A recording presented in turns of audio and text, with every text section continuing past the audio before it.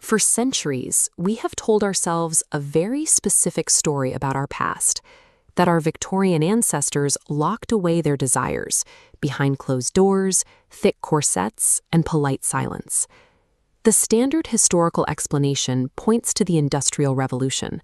A booming capitalist economy required disciplined, exhausted workers on the factory floor.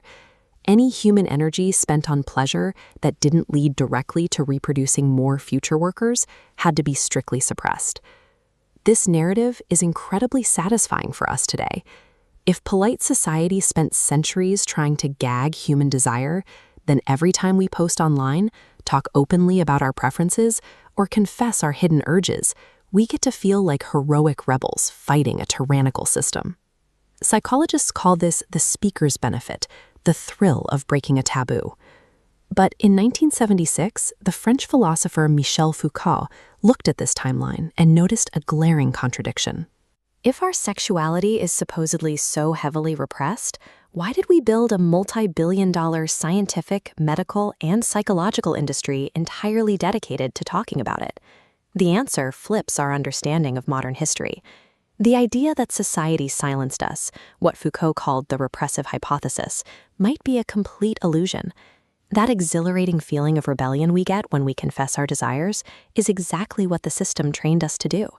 To see how this trap was set, we have to go back to the 17th century. Rather than imposing a heavy silence on human desire, the institutions of the time triggered a discursive explosion. They didn't want people to stop talking. They demanded everyone speak about their urges constantly. The blueprint for this machine was built by the Catholic Church. Following the Council of Trent, the sacrament of confession underwent a structural shift. Priests no longer wanted a simple list of actions that broke the rules. They required believers to exhaustively detail their impure thoughts, their fleeting dreams, and their most deeply hidden desires. Over the next 200 years, this religious obligation mutated into a secular practice. Instead of priests, a new class of authorities, doctors, psychiatrists, and school administrators, stepped in to demand those exact same intimate confessions from their patients and students. This created what Foucault termed scientia sexualis, the science of sex. The Western world built a vast architectural framework around the idea that human desire is a deeply buried secret, one that can only be accurately extracted and interpreted by trained experts. Look closely at how power flows in this relationship. The person doing the talking, the patient or the student, is subjugated by the mandate to speak.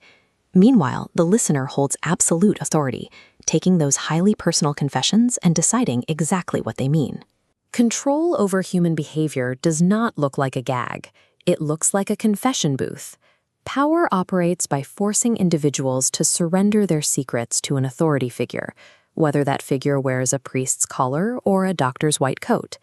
This relentless extraction of secrets provided a mechanism to categorize, sort, and manage human beings on a global scale. Before this scientific era, the law judged actions. A crime like sodomy was an illegal behavior a person might commit. But the new medical framework shifted the focus from verbs to nouns. It invented entirely new species of people, the homosexual, the hysteric, the pervert, whose entire existence was defined by their specific urges. Foucault called this process the perverse implantation. Institutional power didn't try to eliminate unorthodox behaviors. Instead, it implanted them into individuals as rigid, lifelong medical identities. By tagging everyone with a specific diagnostic label, institutions could efficiently monitor and regulate entire populations. It provided a neat scientific justification to police public health, separate the normal from the abnormal, and intervene in the daily lives of citizens. This created a strange reinforcing loop.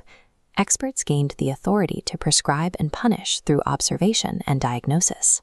At the same time, patients found their own intense, perverse pleasure in being analyzed, scrutinized, and talking endlessly about their newly defined identities. The deployment of these sexual labels functions as a technology of social control, binding individuals to categories that the state can easily map and monitor. Which brings us to the modern era and the uncomfortable reality behind what we call sexual liberation today. Early psychoanalysts believed they were fighting the good fight. By putting patients on couches and dragging their deepest urges into a clinical setting, They thought they were defeating centuries of prudish repression.